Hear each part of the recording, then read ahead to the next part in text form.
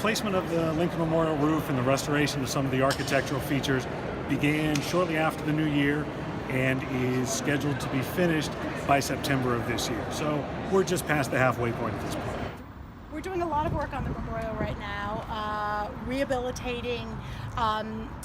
Currently, we are doing a roofing project. We are also repairing the masonry, meaning primarily the marble. There is a little bit of brick. And this is, as I said, part of a larger, more comprehensive effort to preserve this national icon. So a roof actually is a renewable component of a building. We expect it to have a finite life. We want it to last as long as possible, but we expect that it has a lifespan and that we're committing to having to renew it every couple of decades. That said, the marble, by contrast, is something that we really want to last in perpetuity.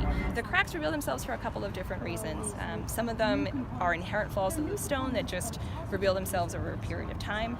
Some of them are specifically related to the earthquake, and those are actually going to be handled in a slightly different way. They constitute what we call a structural repair. We understand that buildings are systems, and you can't really just repair or replace one thing in isolation. You have to consider how they work in cooperation with other aspects of the system.